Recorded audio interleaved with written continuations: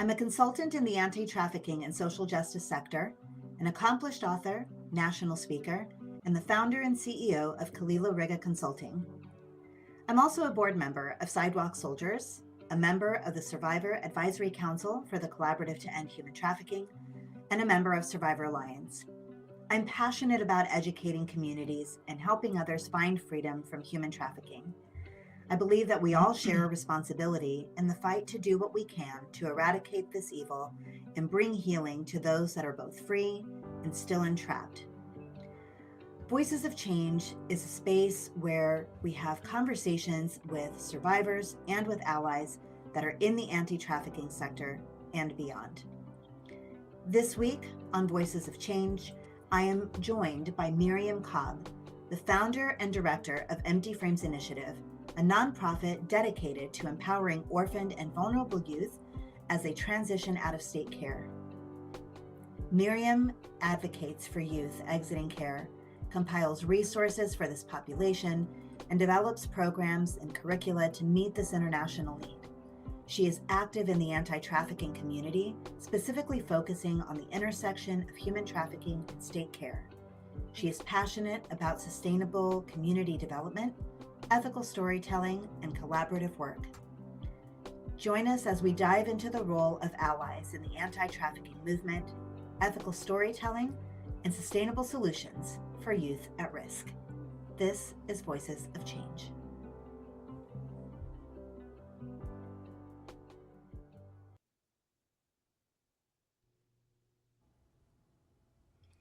Hi, welcome to Voices of Change. I am so glad to be back with you guys this week. And as promised, I have my very special guest and friend, Miriam Cobb, with me. Miriam, as you heard in the intro, she is the founder of Empty Frames Initiative.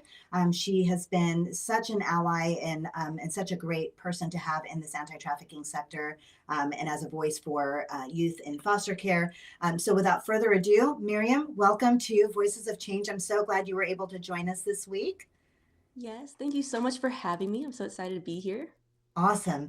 So, Miriam, I know you and I go back a couple of years. We've been friends for a while now. And so, while I know a ton about you and I think you're the most amazing human in the world, our guests don't really know you. So, can you tell our guests a little bit about you and Empty Frames Initiative, how it started, what your vision is? Yeah, so I really appreciate the introduction. You hit all of the main points. We are a nonprofit dedicated to empowering youth as they transition out of state's care. We've been going for just over 9 years now. We celebrate our 9-year anniversary in November.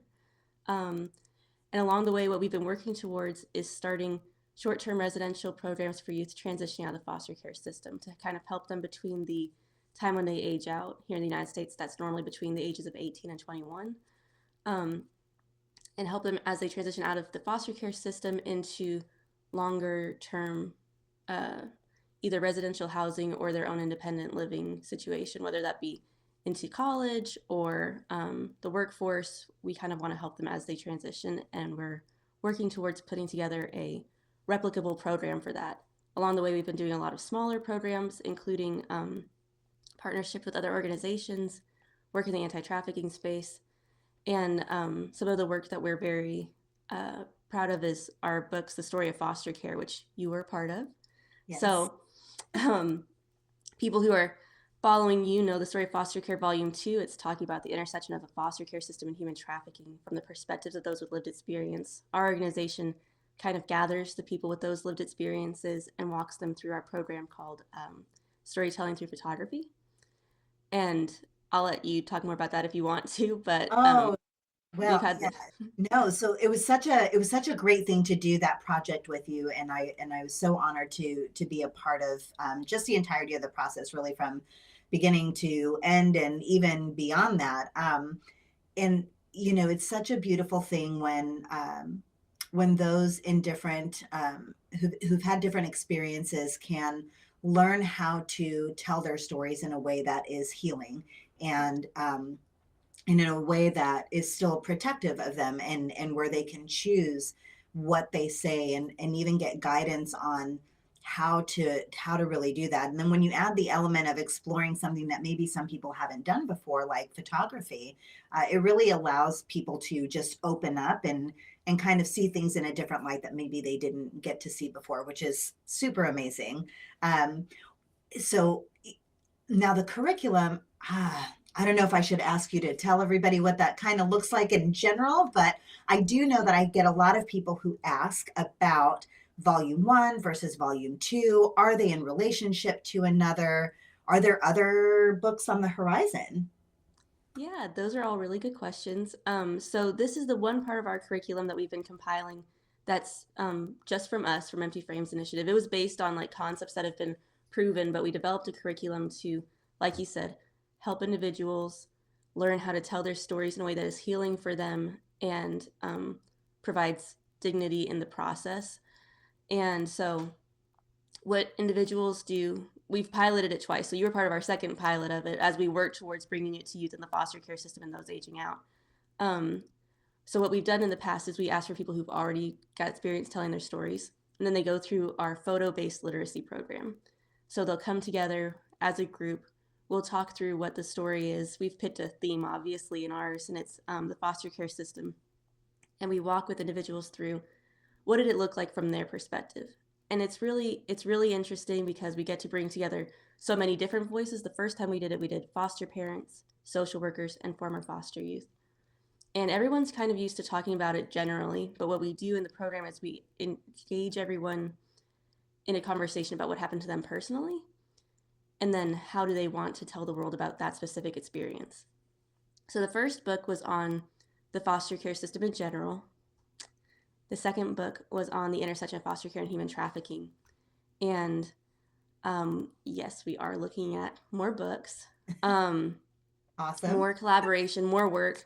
Our organization is at a point where we do need to scale, which requires, funding and all of that fun stuff. Of course, yeah.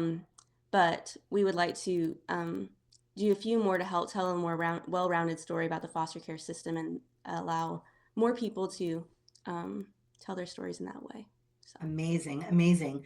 Thank you for sharing that with all of us and giving us a little bit of insight before we get into the meat and potatoes, as you will, of our conversation today, which is really just the importance of allyship in the anti-trafficking sector, what it looks like when you're working with youth that have been in foster care, and what people can kind of watch for. What are, the questions that we get all the time, right? Like, how do I know? What do I do? Right? These are the questions that we get all the time. And so really quickly, before we jump into all of that, I just want to say welcome again to everybody that has joined. Thank you so much for being a part of the live stream. As you know, and as I mentioned last week, if you comment in the section, which you have to let me know you're here, because otherwise, how can I engage with you, right? How can Miriam engage with you? So let me know that you're here in the comments. Also, when you drop in the comments, let me know if you want to be entered in for that raffle. Remember, I am raffling off a signed copy of the book, The Story of Foster Care, Volume 2. And so I will be doing it the same way that I did last week, where I will go live on Monday and go ahead and enter in all the names, and we'll see who wins that time. So make sure you're dropping your names in the comments.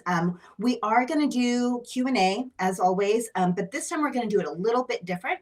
What we're going to do is you can drop all of your questions in the chat, all of your comments, but we're going to wait until the end before anything gets addressed. And likely it'll be offline that it'll get addressed, because it's such a deep conversation that we want to really be able to hold space and really answer those questions thoroughly and make sure that we are leaving you well equipped for what you came for to learn. So that said, we're going to keep moving. So I wanted to talk about a few things when it comes to foster care. Let's start with the commodification between human trafficking and foster care. I feel like that's such an important conversation, and I hear from so many people, what do you mean it's happening in the foster care system? What does this, you know what I mean? All of these things. So what can you expound on for that? Yeah, that's a good topic. It's a deep topic. And I think it's one that you and the other authors explored really beautifully in the book. So I don't want to jump too far ahead, because I know you'll be having conversations with some of our wonderful friends from the book. But I think as a general overview, the idea that foster care and human trafficking are somehow related, right, is one that people either have like complete denial of, Right. or a lot of misconceptions about how. Yeah. And then there are people who, if you're working in the space, you understand that it happens, but maybe not the logistics of it. Sure. And so one of the things that we do, even in the book, is we talk about how it can be happening before, during, or after an individual's time in care. We talk about how people may exploit this foster care system specifically, or how it might just be an aftermath effect of being involved in the system. Sure. But the phrasing of commodification of foster care is one that I think, I mean, I'll let you elaborate on that specific one, but it's it's a concept that I think is like, you have to really want to engage in the conversation. You have to really want to back out and look at it. So before we go into that part of it, youth who might be experiencing foster care and human trafficking, if it happened before, there's a good chance it was happening through familial trafficking. For Yeah. those who are unfamiliar, that is human trafficking that is being facilitated by a family member.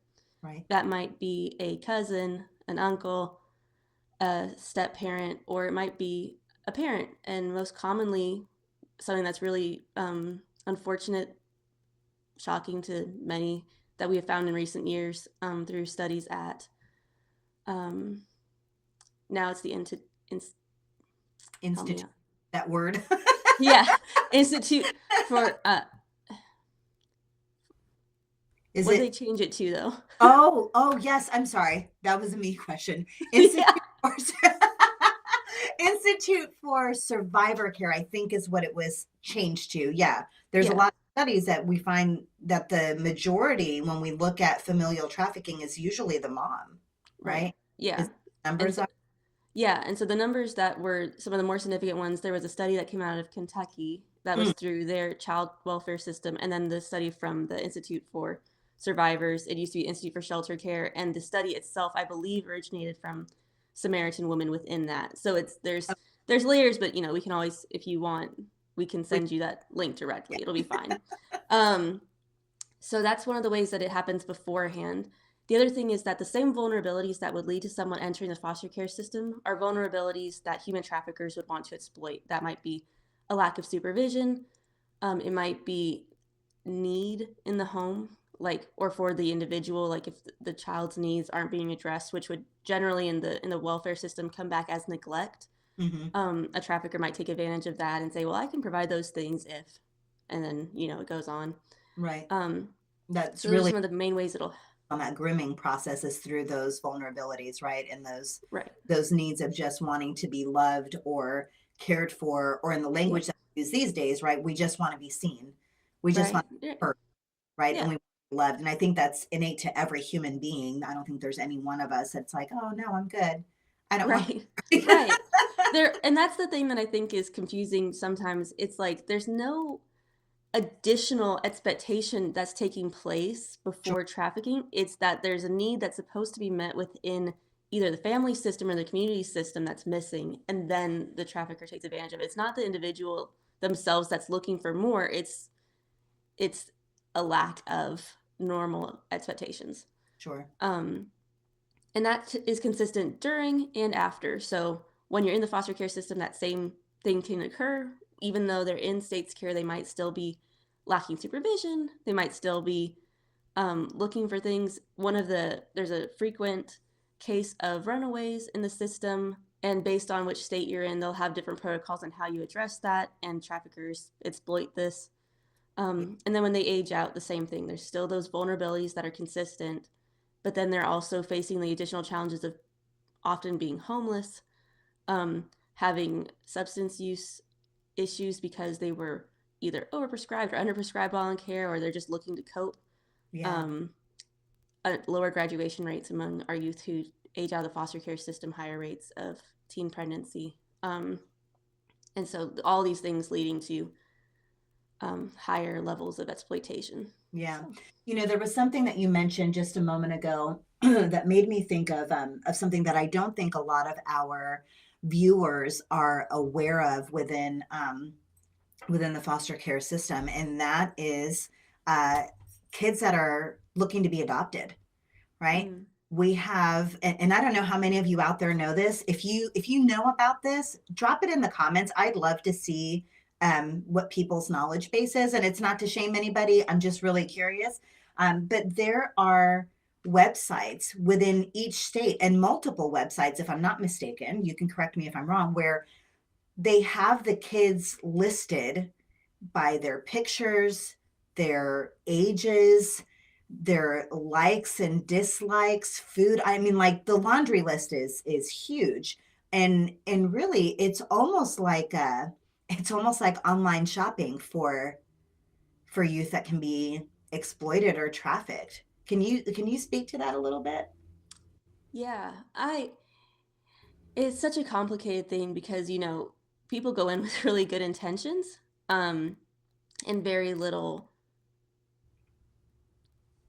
aftermath consequences. Sure. Yeah. Because you hope that everyone's looking at the same way you are. You hope that everyone's like, oh my gosh, now I see a face Right. and I want to help. You're thinking these things and you're not thinking about the people Re- who are actually online, the yeah. people who are in that neighborhood, the people Right. who are looking for people to take advantage of. Yeah. And it's a really messed up it's a really messed up thing. And I know that everyone's going to have their own opinions on this because it's like, yes, people do get adopted through these websites. They do. They And do. it But is something that it's like, we do want people to see, like, we have yeah. thousands of children who are able to be adopted right now in the United States. And people always talk about, like, you can't. It's like, you can. Um, if the younger they are, you're more likely to see like high medical needs. The older they are, they're going to be in sibling sets. There's Sure. all these things that are making them a little bit, that makes the process a little bit slower for them to be adopted, right? Right. Um, and we want people to know that, but it's so dangerous when we go about it in this way. And we've seen this. I'm gonna get in trouble for saying this because I'm like, but I'm gonna say Oh it no, this anyway. is a safe I space, and we are well, this here is a to safe space, but it's dispel being things. recorded. Well, we're here to So dispel things. We're here to bring light to the things that are in the shadows. And you know what? Someone's got to be the watchman on the wall who's calling yeah, it out, and that's yeah. our. So we're just gonna do it. We're just We're gonna do gonna it. do it. So every state has Yeah. been working to address this need, and certain states have done what they call, I'm gonna get in so much trouble, the Heart Gallery. Um, What's that's that? what it's called in Texas. Okay. Other states might have different names for it. Florida, I'm actually like, this is one of the few times I'm like, I'm so proud of you, Florida. Florida No hate on just Floridians. We love you. so much. Most of It's you. not. It's not. It's not. It's not you. It's not. It's not Floridians. It's the state. And you've actually, I will say that that Florida has been ahead of a lot of things in the anti-trafficking game. Since I started like 9 years ago, Yeah. they were one of the first ones that decriminalized it for youth who had been found, and they made it to where it was easier for them to get out of those situations. I wish I remembered who the attorney was who was really forging the path on that, but I have a lot. No hate on Florida. I'm joking. But what they do in these galleries, and Florida, just the first one that I've heard of that stopped it, is they will put up pictures in person in these galleries of youth who are available in your area, available for adoption. Wow. And again, in this context, in this conversation, it's like, that's obviously a bad idea. But again, to somebody who's like, I really want to engage with churches, or I really want to help in this school system to make sure that they're able to stay placed, they're able to stay local. They're like, this is a great idea because they're gonna fall in love with her face just like I did. And I'm like, that's a wonderful theory. Right. And But a the reality really of that and a is, really dangerous gamble, yeah, yeah. No, I So totally agree. and they're very well funded. So that's why I'm like, I'm gonna get in so much trouble for this. But The state actually funds it here in Texas, but that which speaks can to the be it's funding issue that we have, because how many organizations that are allies that are doing really good work are underfunded because they would rather pour funds over into something like that, which is actually causing, in my opinion, I don't have any data to prove this, but I believe it's causing more harm than good, right? Because how easy is it for someone to see the picture of this child, a name, any kind of, just rough indications or identifying things about this youth, like how hard would it be for them to go find them at a school? How hard would it be for them to go, you know what I mean? To I mean, just, I don't wanna give people more ideas, like, that's fair. but I'm like, there are definite I'm like, I don't wanna, like I don't want to equip people who are gonna use this for the wrong reason, but it's like, there's That's fair. definitely ways to just take that picture and find that person. Right, right. So, Well, and then too, if you look at it from a, again, not to give people ideas, but people are already doing this. So I don't feel like I'm adding more ideas. But, when we talked about, last week, I had Kristen on the show and we were talking about the digital space and all the things. yeah, And one of the things that we didn't get into is deep fakes, right? And we didn't get into the yes, AI portion of that yeah, conversation, which is, taking someone's image and splicing that with another image and even able to create audio and all of these things to then right. exploit that. And then we end up with what's the acronym and what does it stand for when we run into Um, so CSEC, and Mhm. then there's CSAM. So CSEC is child sexual exploitation, commercial sexual exploitation of children. Commercial is first. And then CSAM is child sexual Child abuse sex abuse materials. materials, right? Yeah, Yeah. So yeah, that's people, just because we're in this conversation, guys. So sure. it used to be called child pornography. And because the movement has differing opinions on the word pornography, and because the world has different opinions on the harms of pornography, it's really important that for when we are talking about children specifically, we use CSAM or child sexual abuse materials, because that's what's occurring. Right, right. It's abuse, and Yeah, so we have to kind of transition away from these other terminologies in order to convey the severity of what's taking place. sure. Yeah. Um, And then I think we so have another acronym, right? The image-based sexual abuse. I think that's yes, and another that can apply across that can apply whether it's a ages. child or an Yeah, adult, right?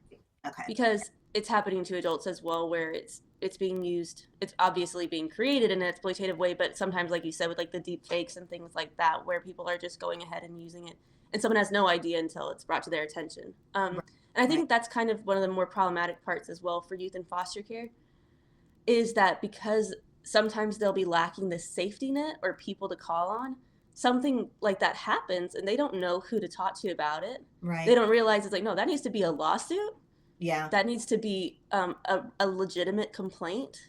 It Yeah. needs to be a whole thing. And I think that that's the other piece of what's important about talk about these galleries that are well intentioned. I'm sure they're well intentioned, but I haven't met any former foster youth who appreciate it. No. I No. haven't. Are the youth made aware that this is being Yes, yes, because they're okay? being sold this idea that they could be found this way, that they could be adopted.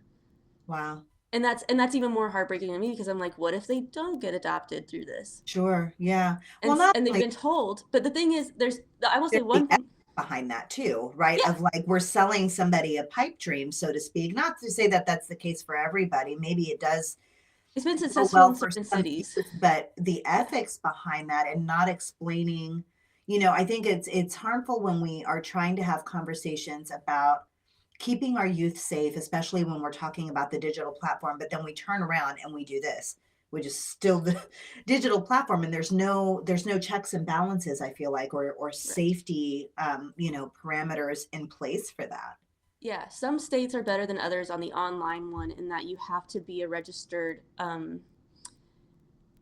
I don't think it's a registered foster parent. I think you have to go through someone that approves that you're a legit person that's interested. How well Mm, that person is trained, I don't know. right. But some states require that, and we've seen kind of that movement in the international adoption community as well, in that there was a point in time where you could um, and this was one of the things that, like, when I first, so I before MP Frames initiative, I was very invested in the conversation of adoption and orphan care. And Sure. there were these orphanages in China that I was following, and you could support children individually. And so they put the picture up, and you could make sure that that the orphanage that they are in is getting funding, and you could keep up with their stories. And it was this really, and it's a slightly less um, dangerous thing when Right. it's one that's like, obviously that's not actually available in China. Yeah. It's available here in the U.S., and it's with the intention of somebody who's going to, it's a multi-thousand-dollar process to adopt from Right, right. China or from, well, you can't now, which is really sad. Mm, Um, but there's all these different things where it's like there are ways to put checks and balances into place, but at the end of the day, is it worth it? And I yeah, honestly, I don't I don't think so. I don't think someone going into the adoption space with the right mentality needs to see a picture right. up front in Agreed. order to finalize their commitment to adopt. Correct. And if they are committed to adopt, then we can get them pictures and the whole thing and the whole logistics of blending their family after, right? Right. So I personally take issue with it. Yeah. This is Miriam's statement. This is not Empty Frames Initiative statement, although we probably would still stand by that. Sure. But for the sake of the people I'm going to make upset, this is me talking. And so yeah, it's a really interesting conversation. And you wrote a beautiful piece in the book, called and there's a couple in there. Not for Sale was Mm-hmm. the one that really talks about this though, and you should read it or post it or something afterwards. If Okay. Okay. so, Yeah. um, I'm gonna you look at have it. the book. I do. Grab it. I'm gonna grab it. Normally it's sitting on my desk, but I wasn't. I was only half prepared for today. So let me find it. Is it the not your property? The one with the buy sell something sign? Yes. Sorry, we went No, through a lot of titles on these. no. It's funny. Actually, it's on my wall, so I don't even need to look at it in the book because I Oh, have the print. So I will read it for you guys. So it's an excerpt from the book, and the title of that excerpt is Not Your Property. While my husband and I were going through the classes to become foster parents, I heard this question repeatedly: can we choose what child we get? The response verbalized to us was yes, that it was possible. Then that same response was confirmed in the form of a questionnaire. We were asked to choose things such as race, age, gender, personal background, just a level of difficulty, you name it. There was just this huge questionnaire. And then they went one step further in communicating that if it doesn't work out with this kid, you can send them back. We'll just get you another one, which is heartbreaking. And for me, and this isn't coming from the book exactly, but for me, that flooded me with a lot of emotions and kind of triggered the memory bank of what the messaging was for me as a youth in foster care who had experienced trafficking but wasn't aware of it, right? And wouldn't know that I was going to go on continuing to experience it. But there was this resemblance that we see to trafficking of, I want one this age, I want one that looks like this, I want one that's more exotic, I want one that, if we look at, you brought up the pornography industry and those things, right? I want one that looks like a schoolgirl, right? Or like we can jump into all of that, but the messaging that happens in foster care when this is the mentality that future potential foster parents go in with, the messaging that the child is receiving when we are being bounced back and forth between places is, you're not good enough, you're not a good fit, you're too loud, you're too different, you're too, there was just all of this messaging, and it really gave this sense of being property, right? Because when I buy something at the store, if it doesn't work out, I can take it back and I can get my money back, or I can exchange it for something else. And that is the messaging that youth receive, even if they don't understand that that's exactly what it is. But that builds that mentality of, I'm just a commodity and my worth is only found in if I can perform, if I can look a certain way. And that's the exact same thought and uh, messaging that I think is prevalent in those experiencing trafficking. Yeah, right. And 100%. even in our first book, one of our authors, Angela, she spoke about that same feeling of being just something that you want. Mm-hmm. And it was, I'm trying to remember the name of the piece, but she's holding up a bag of potatoes in the store, and she's like, yeah, you can pick whatever you want, whatever you need, whatever fits into your image. And I think that that's what needs to be kind of the priority in these conversations of like, what are we really doing, and bringing more youth to the table, and then bringing, and I think it's just as valuable, not just as, that seems like a bit of a stretch, but I think it's also valuable to bring in people who have actually adopted from the foster care system, Yeah. and bring these people to the table and say like, what would have made a difference? Sure. And they might say the art gallery, they might, They might. but will we be able to balance that against the weight of what that has done for youth in care, and youth who have left care who weren't adopted? I'm going to say probably not. Right. Right. Yeah. So No, I totally agree. So I want to switch gears for just a moment. We've talked a lot about this commodification of youth in foster care, and we've talked about the book and how that came to be, both the first volume and the second volume. So what that makes me think about is the ethical inclusion and engagement of survivors, whether it be a foster care, addiction, yeah, homelessness, human trafficking, like all of those facets. Like I wanna talk about what it looks like to do that ethically, and what the role as an ally in this space looks like, or if you want to be an ally in this space, right? Because I've always said you don't have to have the experience of fill in the blank, right? For me, it's human trafficking. You don't have to have this experience to have a heart for it, right? absolutely. You can Right. walk alongside somebody and not ever have to actually step into their shoes, Right. right? So there's a way to do that. But I'd love to speak to that, because I think there's a lot of organizations that could use some assistance in that department, right? There's a lot of people that need redirected or advised better, right? Which I think I have it on one of my sweatshirts in my merch line of like, there's a wrong way to do the right thing, right? And I Right. think that's really what we're talking about, is the heart of that. There's a wrong way to do the right thing. We're talking about that with the Heart Gallery, and now we're going to talk about it in this light of being an ally and being Yeah.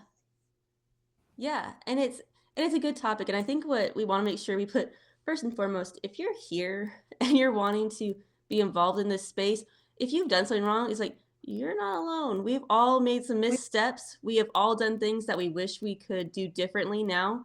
And yeah, all you can do is kind of, give that back to God and move forward. right, Make it right with whoever you need to, but move forward, because it's like, just because something went wrong doesn't right, mean you need to leave the space entirely.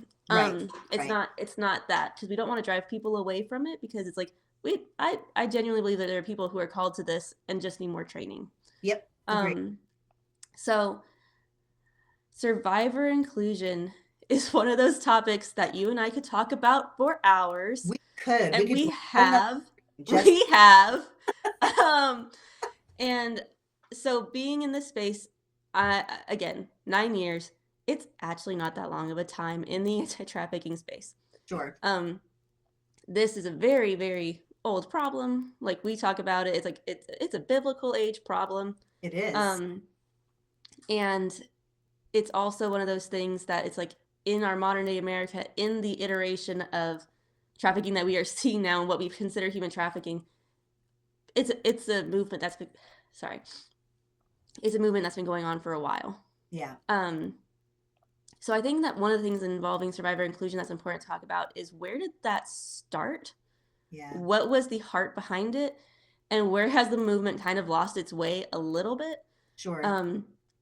Because I think that there were two original intentions with survivor inclusion. The first one was, when people who had a history that at the time would have been considered, like, it would have been labeled just prostitution, right?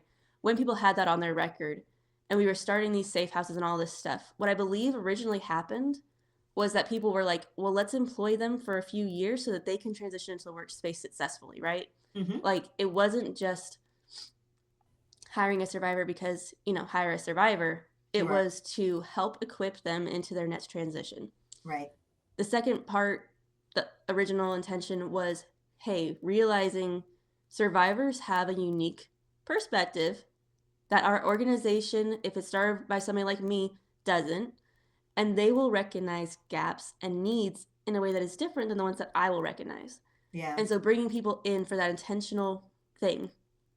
The problem is, both of these things are really good, Yeah. but they became checklist items and we didn't pass on the legacy of the intention.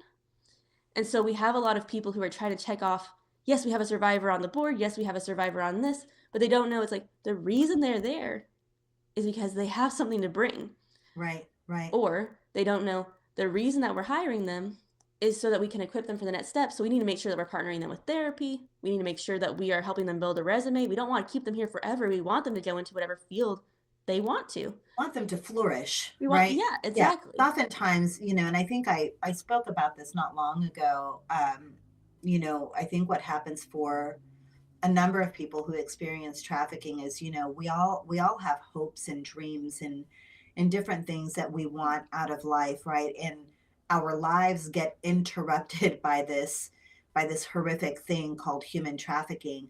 And when that happens, that does something to your dreams and your goals. You start to lose hope that that's ever going to be possible, and you start to lose sight of the light at the end of the tunnel, so to speak, of how to get there, right? And so when we exit trafficking and when we are working to move forward, somebody has to help us, right? Show us the pathway back, right? And to help rebuild us to where we can start to dream again, where we can start to live again, where we can start to, you know, uh, gain a new sense for what we want our lives to look like moving forward. Yeah. And I've heard a few survivors make a statement about, survivor inclusion as and I think it was in reference maybe to organizations that need more work or just aren't doing it at all or well or what have you. And that is that you can't have, so it's to the effect of like, for us by us, right? Like there has to be room at the table for both. And we said this in the last live stream of, we need to build a longer table, not a taller fence, right? Yeah. Everybody's got a place at the table and everybody's got a place in the story. But it just like, when we talk about it, from a biblical perspective, right? It's a body, right? The body doesn't function wholly if it's missing one of its limbs. If I'm missing a toe, I'm going to walk a little different, right? I can't, everybody's got a function and everybody's got a purpose. And, when we have survivors that are rebuilding, right, as allies, I would think that the role, kind of what you talked about in the intention, is to help somebody rebuild and then to let them fly, not contain them as like, well, that would be tokenism, right? Of like, oh, look, here's our Right. survivor. Right. And I think that's where it's kind of important to acknowledge that there's two ways that we kind of do this like survivor employment. Mm-hmm. Either for transition or because they are so skilled that we need them, right? Like, and they're all skilled, but I mean that they are skilled in their specific area of expertise, that Right. bringing them to the table is advantageous to us and to them. Right. So, and then people are like, but I have survivor inclusion on my checklist. So I'm Right. just going to bring in somebody who just completed our program. I'm like, they're not ready for that. No, They're not no. ready for Well, that that. creates a different dynamic too, though, Yeah. right? Feeling like and I've heard other survivors talk about this in aftercare programs of feeling like, they have to go and do for these organizations Right. because these organizations help them get out of XYZ. There's almost, it creates the feeling of, well, I owe them, so I have to, and if I don't, right? So that same kind of relationship that was there Yeah. with trafficking, right? And again, back to foster care, right? And like that Right. parent-child relationship. Well, if I do this, it's all performance-based, right? Right. And I think that's really important from I think that what's missing a lot of times is an understanding of trauma. Mm-hmm. It's a misunderstanding of the impact of the trauma and the specific ways that traffickers um, groom and exploit. Because when you recognize that what's happening is they're making somebody feel obligated because that's the only way that they can, get this. When they make somebody feel like that's the only way for them to find safety, when they make someone feel like they can't leave, right? Like there's all Yeah. these different things that Right. happen, the way that traffickers work. When you understand some of that, you understand why a certain programmatic thing might be an issue because Sure. it's like this person that you've been, training, that you've been like getting your healing, your therapy from for like 3 years, just asked if you would speak after you graduated the program a month ago. Of course you feel obligated. Sure. Um, And it doesn't even matter there's how not, much, you doesn't may matter not how even much therapy recognize you do. that it's feeling obligated. You may genuinely be like, oh, this is so cool. Like, I want to be able to do this because I feel like I'm healed, right? But there's this underlying thing that is Yeah. sometimes there that we don't recognize. And that's why organizations themselves need to put in certain like parameters Yes. around timelines and asking. For us, it's for people who are actual clients, we have like a policy that we've been talking about and putting in place, and it's just like if you're an actual client, like we have different partnerships with people who have been from this space, but if it's a client who we provide services for or helped financially or things like that, it'll have to be like, a year before we would ask them to speak Right. from their last like interaction. And that doesn't mean you can't like share their successes or things like that. You can make them feel included in the organization and in their social and all that stuff, right? Sure. But asking them to do something that will cost them something, whether that be privacy, whether that be, emotional stress, that should be something that, your organization, based on what you do, has a timeline before asking. Yeah. So, No, I and totally then, agree. And that kind of really just naturally pulls us into my other favorite conversation to have. And really, I think where where that statement that I say religiously almost now of there being a wrong way to do the right thing, is in the ethics and inclusion and all of these things. When we look at um, nonprofits, when we look at specifically faith-based um, communities and nonprofits, what I have noticed in this space is that we have such a divide between the the faith-based community and the non-faith-based community. And what I have seen from both sides of the table is I've seen, one organization say, well, I'm not referring a client because da da da da da, rattle off the checklist. And then I see the reverse, right? Um, and then I've also seen where there are organizations who start again with the right heart, right? Like we've been talking about this from the beginning, with the right heart of, I really feel like God called me to do this, I really feel like I'm supposed to be in this space.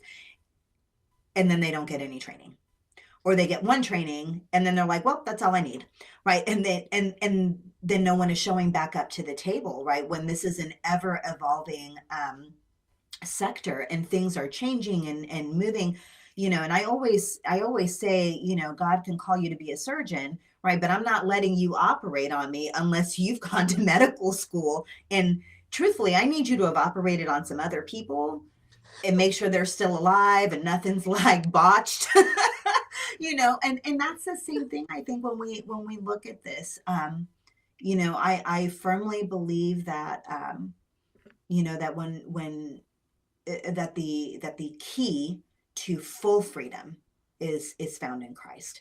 And I really firmly believe that, and that's based from my walk, from my experience of, yes, I got free from trafficking back in 2012, 2013, one of the 2 years, right? I got free from it back then, but I was still not operating in full freedom, right? Like I was still operating with all of these other angsts and, patterns and different things. And so I didn't personally experience really full freedom from all of that and that healing until I came to Christ. But I want to talk about what the role is of the church, what the role is of the faith-based community, and how can they show up to the table? How can they engage ethically? How can they really rally around both victims and survivors of trafficking. How do they do that? Yeah, that's another great question that we could talk about for hours. Indeed. And And we again, that we have. So man, yeah, I think that you brought up so many good points in that. Um, the first one, just up front, is there is some serious division in yeah, the anti-trafficking community, but it's also one of the most unifying concepts on the surface, right, right? Like on the surface, everyone wants to be anti-trafficking. right, It's not something that we really have a lot of debate on. What correct, people might not know is that underneath the surface in the anti-trafficking community, there is some division on what that looks like. right. Do we want to see human trafficking fully decriminalized? And it's like, no. No, But you know what? There are a lot of people in our sector that would say yes. And what that means is that we would essentially allow people to, I'm trying to think of like the most polite, PC way to say this. to Full engage decriminal, voluntarily. Is that where you're going? yeah. Yeah, So that's been implemented in certain places around the world. And the pitch that people give is, well, if it's not dangerous, like if it's not something that's illegal, people will be able to report when they're hurt. People will be able to come forward if they're being trafficked.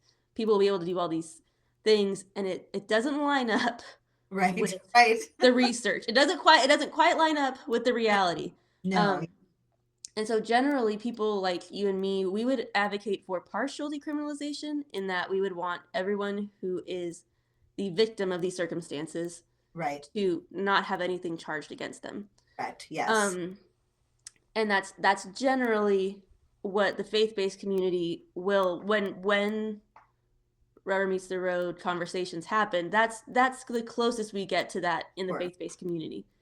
Um, but that's a really severe difference. And it's kind of like the conversation about child sexual abuse materials versus child Right. porn, in that your core beliefs actually have a huge impact on They how do. you're going to do things. They do. Absolutely. And and so if you believe that, pornography is okay, you're not going to be advocating in the anti-trafficking space the same way as an organization that is faith-based would. Right. And there's a ton of people working in the sector that aren't faith-based. It's another thing that people aren't really familiar with. But I do believe that the church has been instrumental and always has been in kind of addressing these social issues. But the role of the church, how do we engage? Sorry, I'm like No, reeling you're in. good. No, Um, church has done a really good job of trying to, not trying to, of coming to the table. I agree with you. yeah, They've come to the table and they have the heart. They want to do it. But what I have found is that I don't know if it has to do with, you know what? I think it might have to do with that core belief, like you spoke of, potentially, because I don't really know. Um, but that it has to look a certain way, or that it has yeah, to follow the specific pattern, right? yeah, And like in Christianity, we know that sanctification is a process. It is never linear. It is always like loop de loops and backwards and forwards. It's never right. And so I think there's been so I think there's there's this thought that, it has to look a certain way, and that if someone, we'll use the term relapses, right? If someone goes back to the life, if someone, ends up back in that cycle, um, that, well, they must have wanted to. right, Like, and I see that a lot. And then I see a lot too within the faith-based community of in organizations, and churches who, you know, there's not enough training. There's right, not enough participation when trainings are offered, right? And how do we get past this level of, you can't just do it your way. There has to be give and take. And that's not saying allowing sin or right. those things, right? Like no one's asking for that to shift, but yeah, how can organizations do better? What do you think is one of the answers to the questions? Yeah. of what they can Yeah. do. Yeah. I think you said it right. It is back to that core belief, and it's a heart posture thing, and it's a heart posture of humility. And it's going in knowing that you have a lot to learn. Yeah, And we don't want to always address that. that's But true. that's, we've been talking about that a lot at our organization as well. It's like, how do you start responding to your calling? And so we're releasing a podcast on that. It's very organic and free flowing, Exciting.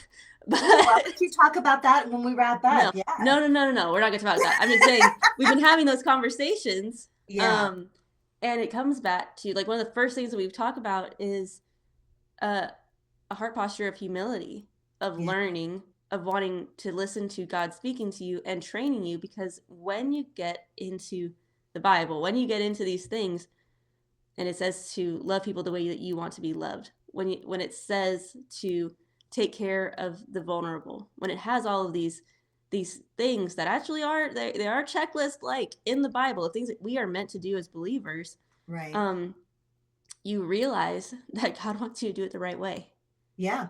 and He Yeah. wants you to care for people in the right way. Right. Right. And so yeah, I think that's the first thing for faith-based communities, and you can't bypass it if you want it to be a long-term thing. Yeah. Um, in terms of getting people to trainings, I have found that a lot of people who do like the initial startup of an organization don't really understand about like local coalitions. They don't Mm, understand about national networking or sure. the importance of it.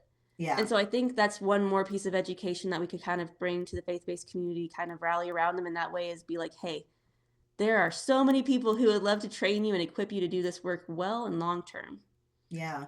and you No, need it. that's a great that's a great point because I've seen, and I know we've talked about it, like, we've seen organizations start the race of, being a safe space in their community, right? Right. For those in that population group.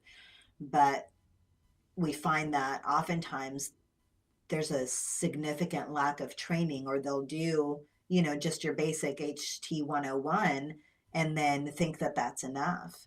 Yeah. Um, and then too, we have within that, how are they, what are ways that they can operate ethically? Like, what are some of the things that are happening that maybe shouldn't be, right? Because we've talked about in the book, how do we ethically share a story? Well, that applies to organizations too. Yeah. How do we ethically engage our community to rally behind us and to be a support without exploitive practices that endanger or can cause harm to the ones that we're serving?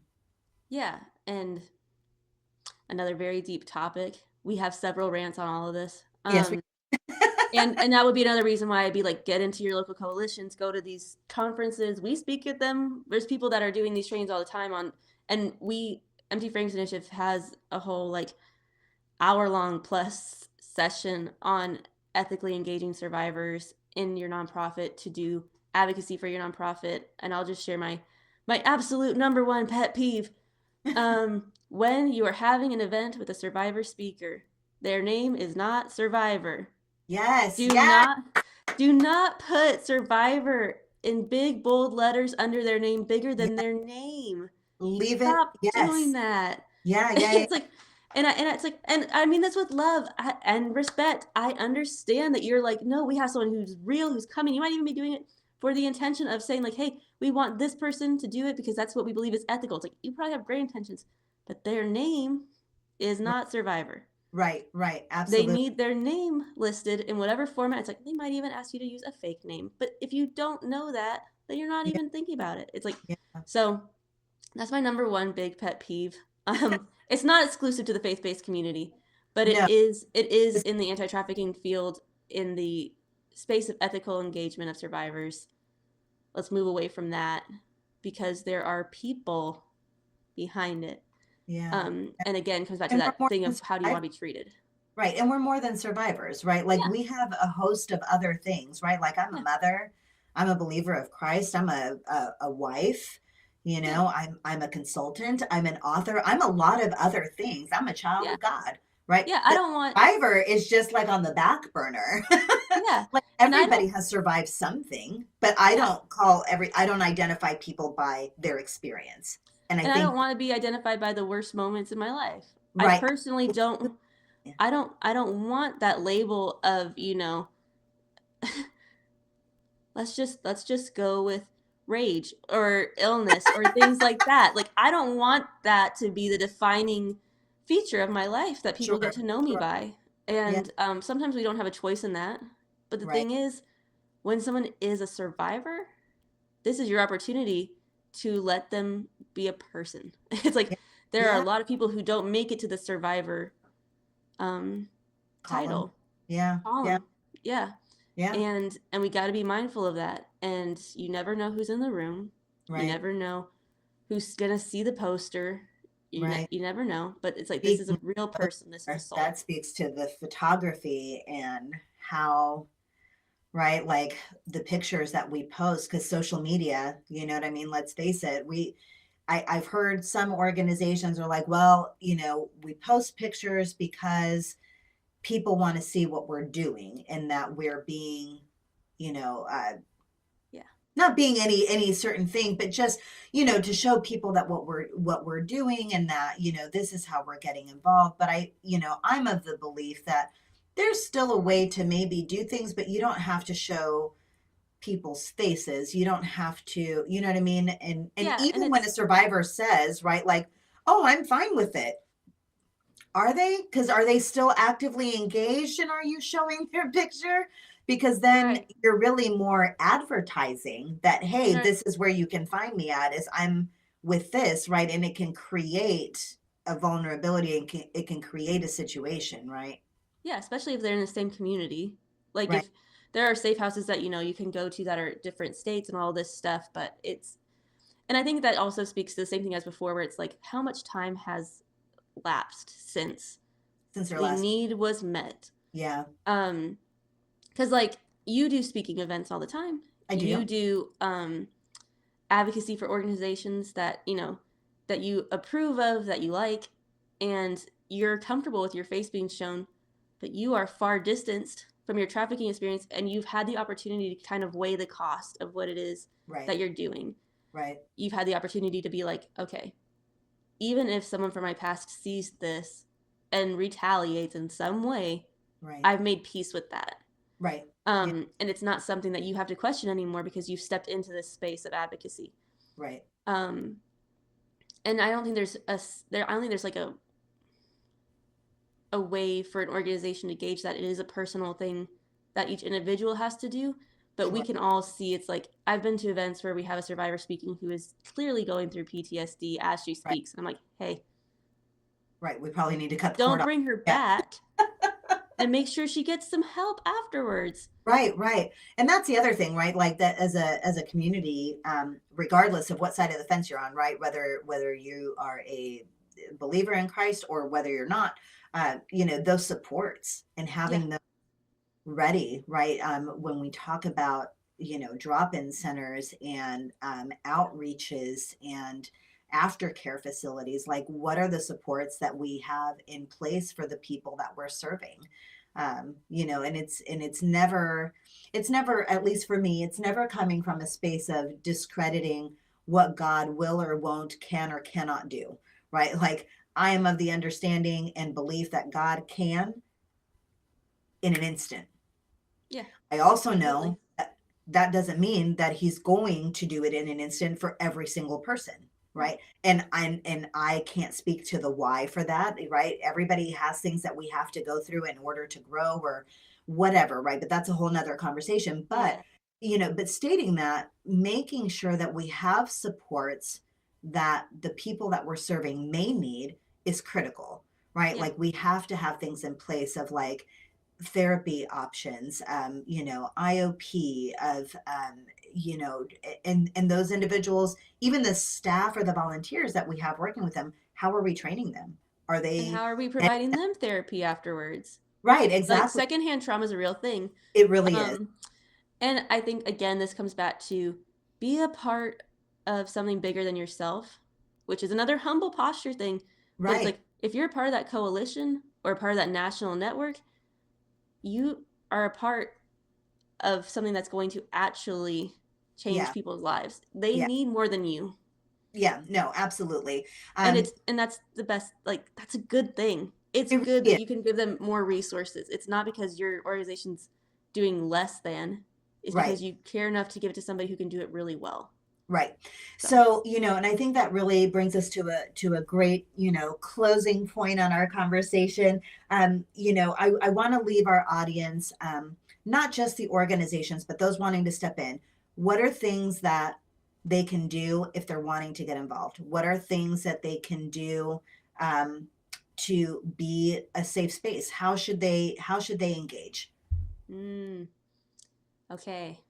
Well, if you're on this, then you have met Khalila, and she does some excellent 101 and 102 anti-trafficking trainings. I would highly recommend you do that. Depending on which section of the sector you want to get involved in, would change which direction I would tell you to go in for training. But I would recommend you look up um, anti-trafficking coalition, and then put your city or your state. See what comes back. If nothing comes back, look up homeless coalition in your state or your city. See what comes back. Right. Look up the organizations and go have a conversation. That's part of what got us into this space, was meeting somebody in the States who had been working in the anti-trafficking field, who confirmed for us, yes, this is happening among our foster youth, right? Go Yeah. have those conversations first, Right.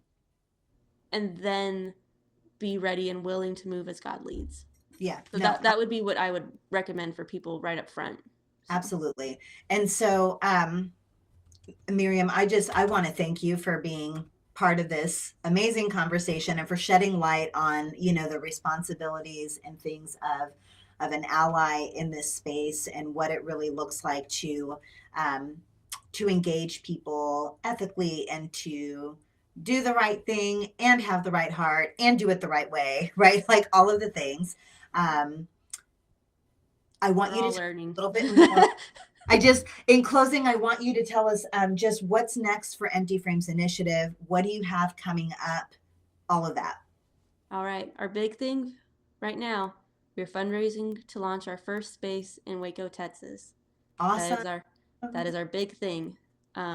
So we have little things along the way, but that would be the big takeaway I want people to have. We will be providing through that space training for other organizations to work with youth aging out of the foster care system.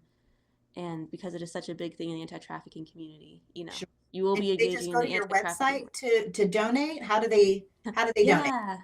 Go to fillingemptyframes.org, and then there's a big donate button in the top right hand. So, Okay, we've got that in there. What else would you say for what do you do if you think you're seeing something? What do you do? everyone has different answers for this. They do have different answers, but from your From perspective, my let's say perspective, you're a foster parent, let's say mhm, you're engaged with youth and you suspect that something might be amiss. What's the best thing to do in the moment? if it's a youth in your care, I would contact law enforcement. I would also contact the caseworker, and I would try to get them to a child advocacy center and see how they would approach it. Okay. Child advocacy centers do a lot of work in the anti-trafficking space because they do the forensic interviewing and can kind of help assess what's taking place. If you think it's something that happened in the history, I would kind of point that out to your caseworker and see if they can help kind of navigate that conversation with them in their therapy. If they're not in therapy, they need to be in therapy. Got And um, you know, just try to do it as gently as you can. If you are seeing something on the streets, if you're seeing someone that's not within your household and all of that stuff, again, I've been told start with law enforcement. I Yeah. still recommend you go through the hotline after you've reported to law enforcement, just so we can kind of get that data collected. Sure. And then if it's not answered in law enforcement, go to the next level of law enforcement. I would escalate the problem up as much as you need to. Yeah. So it shows, local law enforcement, state law enforcement, federal law enforcement, FBI has a tip line for you to use and all of that stuff. And Amazing. hopefully you don't have to get there, but Yeah, but that's an option. if you do, Um, that's the the chain of command, so to speak, that we would follow, right? Yeah, and if it's a youth, again, making a CPS report, do it. I know that people don't like it. I know that people hate the aftermath. I know it's hard, but make the report. It's yeah, it's not worth it. yeah. It's just not. Well, and I've said before, the worst case scenario, if you call and you make a report, if you call law enforcement, right? The worst case scenario is that maybe what you're saying was wrong, right? But the best case scenario is you're creating a paper trail. You're Right. creating proof of things that have happened, right? Yeah. Right. And for So yeah. So Miriam, thank you once again so very much for being on this live stream. For our viewers, I have Miriam's information about the website down below. If you want to learn more about Empty Frames Initiative in Texas, it is down on the bottom of the screen. So make sure you have that. Remember what she said, if you see something, say something. Start with your local law enforcement, move up the chain of command. You can also call the National Human Trafficking Hotline. The phone number is there. If you don't get it while we're on this live stream, it is public information. It is on Google. You can go to get it there. you Um, can submit the reports online too. oh, beautiful. You can do it all online if you want. That's how I've Awesome. done it in the past. So That's amazing. Yeah. For those that are interested in purchasing volume 1 of the story of foster care, the link is there. Make sure you jot it down, take a screenshot, do what you got to do. But that is how you're going to get that. For those that want volume 2, you have my website. And if you don't, drop in the comment, hey, how do I get your book? And I will be sure to message you. Also, if you are on here and you haven't put in the comments yet, anything at all, and you've just been kind of an innocent bystander just watching, drop your comment if you want entered into the raffle so that you can get a free signed copy of The Story of Foster Care Volume 2, which I was a co-author of. And for those that want to get in touch with Miriam directly, she is in Texas. So if you are in Texas, this is your sign. This is who to reach out to. This is going to be your point of contact for Texas. and I travel.